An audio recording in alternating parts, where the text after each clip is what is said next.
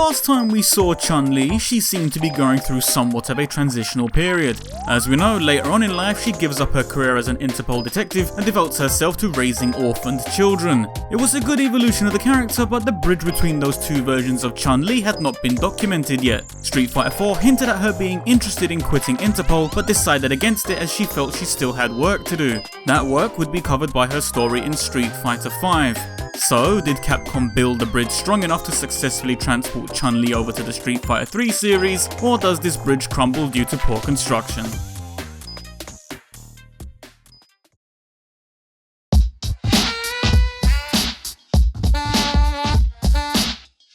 Chun-Li hasn't changed design at all, and I've got to be honest with you, I'm glad.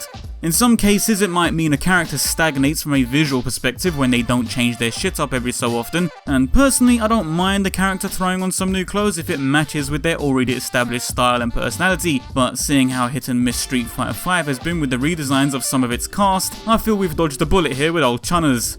Keep her in a regular custom cut Chinese dress with its kick-ass tailcoat effect, keep her in those hench spike bracelets. Brother, if the turntables ain't broke, then don't bring a hammer to the rave, you get me? Some of those concept redesigns weren't even sure what to really do with her anyway. They didn't seem very confident in those other directions, and I feel keeping her in a default design was probably the best choice to make here. That being said, I do really like that office outfit she's wearing in the middle concept. Not as a main costume, god no, nothing like that, but I wouldn't mind seeing that as an alternative outfit, to be honest. What can I say, I like a strong woman with a buttoned shirt. On a side note, some characters seem to have adapted poorly to the new graphics engine, a few of them looking like they have plasticine hair for example. Chun-Li however has made the most out of it though. She actually looks really good with these new graphics all over her, and dare I say it, but I feel this could be the best 3D appearance I've seen of her yet. She just fits neatly into this art direction, the build of her looks solid and nothing really feels off. In fact, I like it a lot.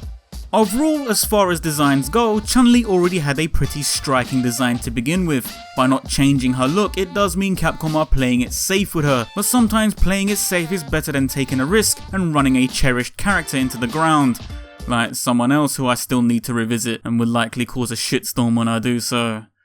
Yeah, looking forward to that. Chun-Li was always driven by emotion. The pursuit of her missing father to the pursuit of her father's killer was spurred on by the fact that her heart always controlled her direction. Street Fighter 5 gave us the first thorough look at how this can affect her. For those of you who had trouble following the order of her story in Street Fighter 5, let me break it down for you real quick. The main chunk of it takes place in the overall main Street Fighter 5 story, A Shadow Falls. In this story, she meets a little girl named Li Fen, whom she saves the life of. Then Chun-Li's solo story takes place after A Shadow Falls, since by this point in time Chun-Li has adopted Li Fen. The solo story is a weird one in the sense that it mostly takes place as a flashback, with Chun-Li telling Li Fen the stories of her younger years when she was still a rookie cop trying to find her missing father. So, the order of flow then. Chun-Li in A Shadow Falls is the main part, then her solo story takes place a week or so after those events, and that solo story is nothing more than a retread through her alpha days. Are you keeping up? Are you alright? Yeah? Wicked, right. As I was saying, Chun-Li is a fierce character driven by strong emotions. Her heart tends to lead the way, and that can often land her in trouble. She has lost her cool on more than one occasion in the past, letting dickheads like Bison rile her up with a few carefully chosen words. During her story to Li Fen, Chun-Li mentions that she was always making silly mistakes when she was younger. One such highlighted moment is when Chun-Li first meets Guile and Charlie. To prove a point that Chun-Li wasn't ready to go off chasing Shadaloo half-cocked, Charlie squares off against her as a test and walks away from the fight unscathed. If she had trouble defeating Charlie, then there was no way in hell she would be stopping the likes of Bison anytime soon. After a brief team up, Chun-Li apparently claims to have learnt her lesson, and even Guile says to her, "Don't be so reckless next time," to which Chun-Li acknowledges. Of course she doesn't really believe in that because later during A Shadow Falls, Chun-Li directly attacks Bison head on, ignoring Guile's orders to hold back for a second. She straight up brushed him off and she would have likely been killed by Bison had Cammy not intervened.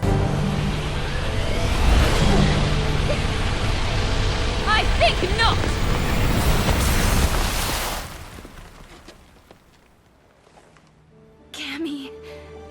in what was the most anticlimactic save in known video game history, but that's besides the point.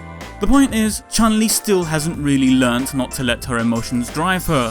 From her alpha days to the verge of finally destroying Shadaloo in Street Fighter V, Chun-Li is still making mistakes, despite claiming she's learnt from them. This says to me either one of two things. It's either Chun-Li's emotions are such a destructive driving force to her actions and she even has trouble retaining faith in her own self-made promises, which would mean great character development and a revealing of underlayers to her psyche. Or it's Capcom being lazy with her direction, having her make the same mistakes again because they don't know how else to write her. I'd like to think it's the first option because that means it opens up a further understanding to Chun-Li's weakness, but knowing how the rest of this story was written, I'm guessing it's more likely the second option.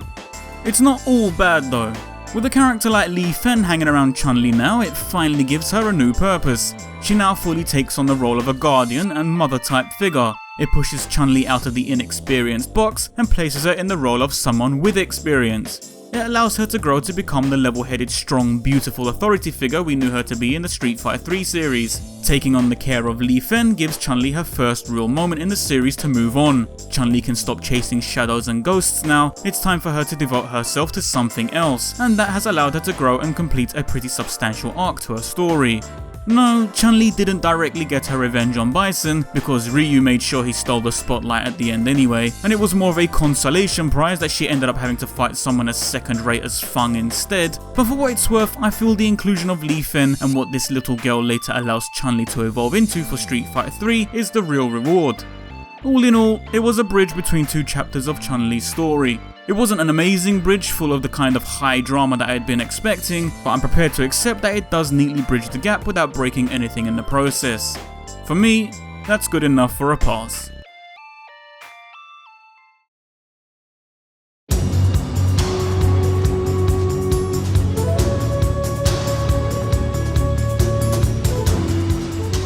Chun-Li is one of the most recognized female fighting game characters of all time, and she's held her own for years. Her journey has been a long one, and that's allowed her to earn her stripes along the way. A few weak points in her story don't drop the character on her head, and she's able to remain consistent enough to get her safely across to each new game in the series. She might play it safe in the visual design department, but she still looks good. Her story might not have had the resolve people were expecting, but the bridge to new and interesting things was successful enough to not ruin a character with over 25 years worth of legacy behind her. She's still gorgeous, she still kicks ass, she still wears her crown with pride, and if all goes well, she'll still be rocking that title for another 25 years to come. She's still Chun-Li, and she's still one of my favourite characters.